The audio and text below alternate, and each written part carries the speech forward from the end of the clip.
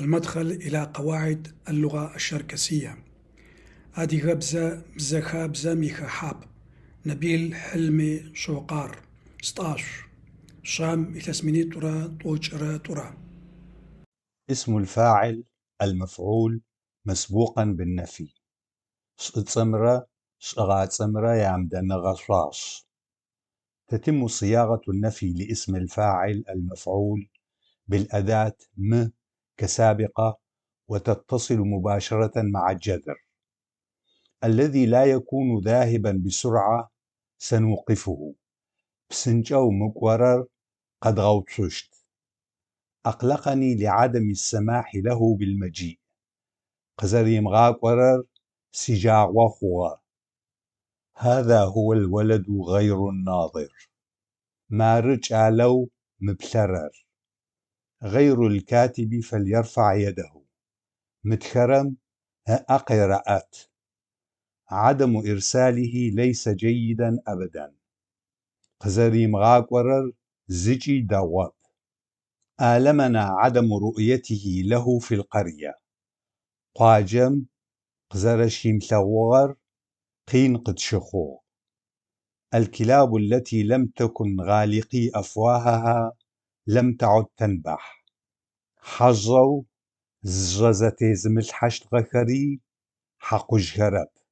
ملاحظة: لاحظ الفرق بين أسماء الفاعل والمفعول المشتقة من أفعال المتعدي واللازم، كما يمكن اشتقاق الصيغتين لاسم المفعول في معظم الأفعال، وفي الحالتين متعدي لازم.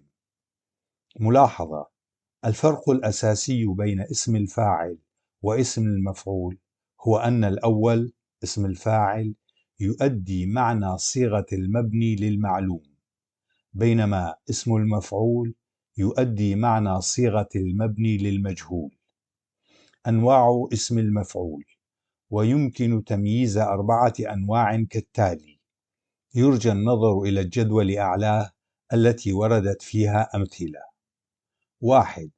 حسب الفعل اللازم يمكن تحديد نوعين عن طريق السابقتين زر. 2. حسب الفعل المتعدي يمكن تحديد نوعين عن طريق السابقتين زري. الحال ابقر. الحال هو فعل له ميزة الفعل والظرف. الكلمات المرتبطة مع الحال تلفظ كالاسم أو الظرف. صيغة السؤال المتشكلة للحال تشبه الصيغ التي توضع للأفعال. تتم صياغة الكلمات المرتبطة مع الحال صاحب الحال على نفس طريقة المرتبطة مع الفعل. دبقر غلاغ دهن الحائط. سد غلاغر ماذا دهن؟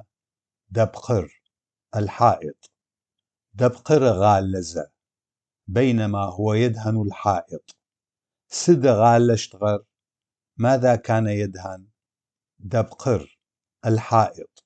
صيغتا الحال في الجملة: يقف الولد مبتسما. جالر شبتسو شت. يروي الولد القصة وهو يبتسم. جالر شبتزة بشصر قيواتا. يتم تصريف الحال كالفعل حسب الضمائر والأزمنة. كيفية تشكل الحال: شبقكر غبصغة زرخ كرر. تشتق الحال من الأفعال اللازمة والمتعدية، وذلك باتصالها باللاحقات التالية و هاو. وكما تأتي أحيانا في الجمل بعض الكلمات المترافقة كلمات ربط مع الحال، كمثال: بينما يعمل، لا جبتو، بينما يقرأ، يجبت ذا. في هذه الحالة تتصل اللاحقة مع الكلمة المترافقة للحال، كما هو مبين في المثالين أعلاه. تصريف الحال: ابقكر زرزخوج خرر. يمكن تصريف الحال حسب الضمائر والأزمنة والأعداد، الإفراد والجمع.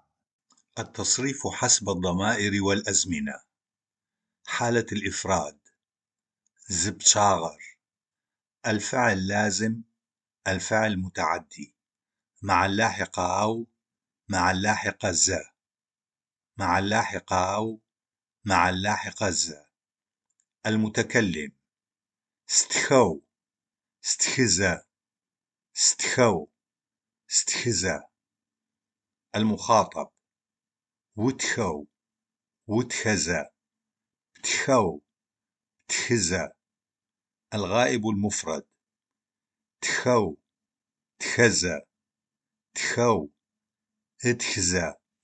حالة الجمع: ببشاغر. الفعل لازم، الفعل متعدي، مع اللاحقة أو، مع اللاحقة ز، مع اللاحقة أو، مع اللاحقة ز. المتكلم: تتخو، تتخزا، تتخو، تخزا. المخاطب: شتخو، شتخزا، شتخو، شتخزا. الغائب الجمع: تخخو، تخخزا، تخخو، هاتخزا.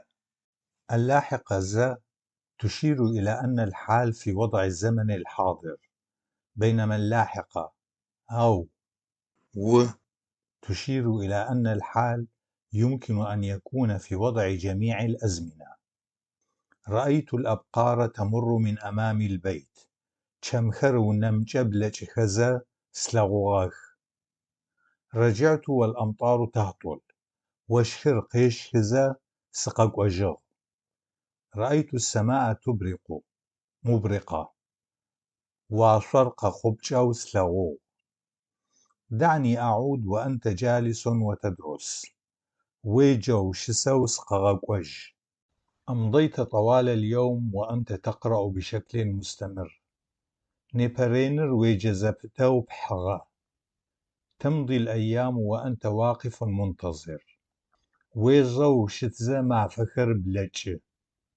أعتقد أنك كنت قد أتيت البارحة. تواسو قغاغو سقوغا. هذا ما قلته لك أني كنت قد اشتريته. قشف غاغو قوسواغر مار. ألم تقل لي أنك ستكتب؟ وتخشت وقسب واغبا. كنت قد قلت لي أنك تستطيع العناية به. وفساق صنو قسب وغاغ.